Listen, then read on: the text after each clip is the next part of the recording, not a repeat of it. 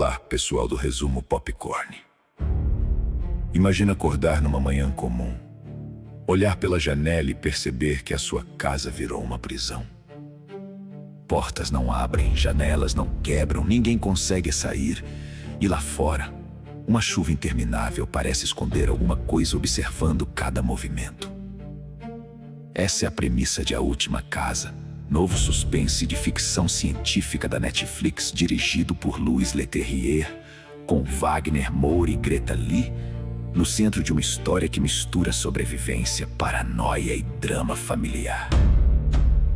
E antes de entrar nessa análise sem spoilers, já se inscreve no Resumo Popcorn, ativa o sininho e deixa o like, porque aqui a gente separa o hype do que realmente vale o seu tempo.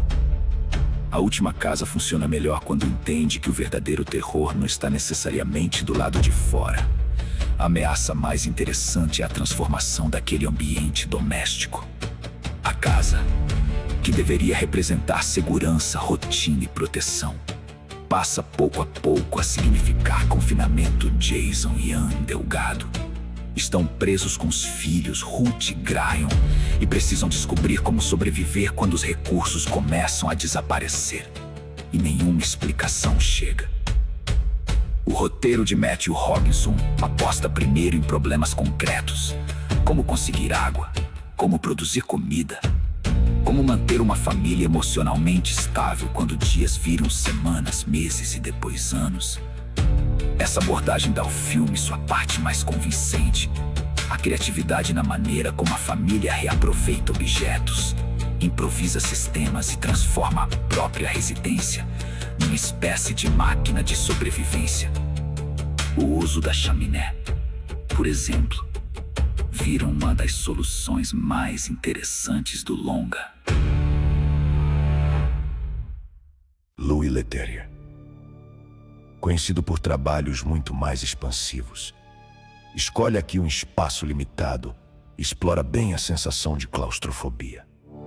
A câmera transforma corredores, quartos e janelas em fronteiras. Quanto mais tempo passa, mais aquela casa parece encolher. Isso ajuda a criar uma tensão que não depende apenas de sustos. Wagner Moura é um dos principais motivos para a história continuar funcionando mesmo quando o roteiro começa a forçar algumas situações. Jason é um homem obcecado por resolver problemas. Ele quer proteger, construir, controlar e encontrar uma saída. Mas essa necessidade de assumir o comando também se transforma em fraqueza. Greta interpreta Anne de maneira mais contida, funcionando como contraponto ao desespero crescente do marido. O filme também carrega uma leitura evidente sobre isolamento, convivência forçada e a fragilidade da vida cotidiana. É impossível assistir sem lembrar períodos de confinamento coletivo. Mas A Última Casa não se limita a repetir essa experiência. Ele usa o cenário para perguntar o que sobra de uma família quando desaparecem trabalho, internet, vizinhança, privacidade e qualquer certeza sobre o amanhã. O problema aparece quando a ficção científica começa a exigir respostas. O mistério inicial é mais poderoso do que algumas explicações posteriores, e o design das criaturas não causa o impacto que a preparação sugere. A própria crítica internacional apontou que o filme é mais eficiente como thriller de sobrevivência do que quando mergulha totalmente no horror de ficção científica. Ainda assim, A Última Casa mantém curiosidade suficiente para levar o espectador até o final. Não é uma obra revolucionária, mas possui uma ótima premissa, boas atuações e uma ideia temática interessante. Talvez sobreviver não seja apenas vencer aquilo que está do lado de fora, mas aprender a mudar antes que seja tarde demais. Atenção. A partir de agora, spoiler. A grande revelação de A Última Casa é que a família Delgado não está sendo mantida presa por alienígenas ou por algum experimento humano. As criaturas são seres marinhos ancestrais que já habitavam o planeta muito antes da humanidade e emergem, depois de décadas de exploração ambiental, poluição e aquecimento dos oceanos. Segundo a explicação do diretor, os humanos estavam destruindo um mundo que nunca pertenceu exclusivamente a eles. O confinamento, portanto, não é apenas uma tentativa de exterminar a família. É uma imposição brutal de limites. Os humanos, acostumados a dominar tudo ao redor, passam a experimentar a sensação de não ter controle sobre o próprio território. A família permanece presa durante 5 anos. Nesse período, a casa se deteriora e todos mudam. Jason transforma objetos em ferramentas de sobrevivência. Anne ajuda a manter a estrutura funcionando, enquanto Ruth desenvolve uma percepção diferente das criaturas.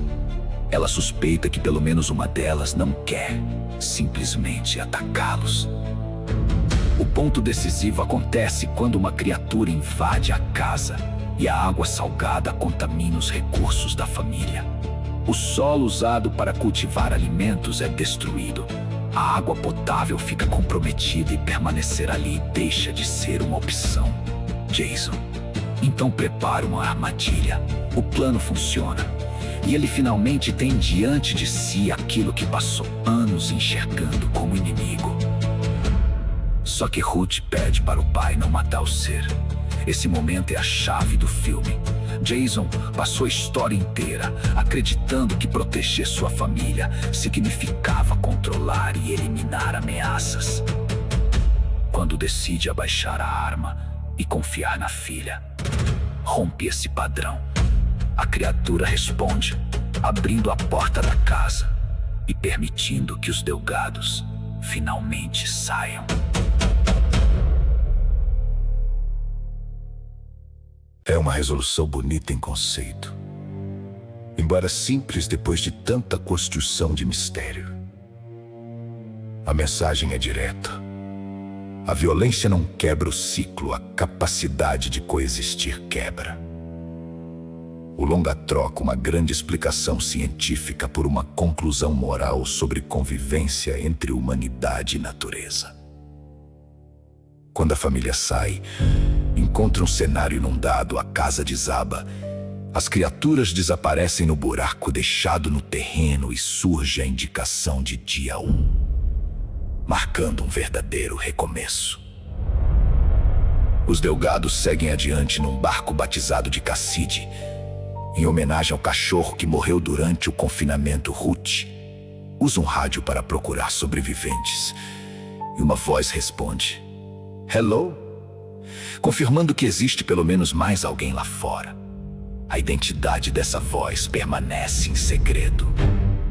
No fim, a última casa é mais interessante pelo que propõe do que pelo que entrega.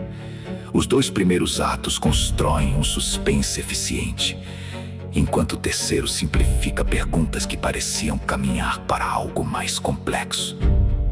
Mesmo assim, Wagner Moura segura o filme e a ideia de transformar o lar em prisão permanece forte. Então, vale a pena assistir? Sim, principalmente se você gosta de suspense de sobrevivência, ficção científica claustrofóbica e histórias construídas em torno de um grande mistério. Só não espere uma reviravolta devastadora. E agora eu quero saber: você acha que as criaturas estavam protegendo o planeta ou punindo a humanidade? Comenta aqui embaixo. Se gostou do vídeo, deixa o like, se inscreve no Resumo Popcorn e ativa o sininho.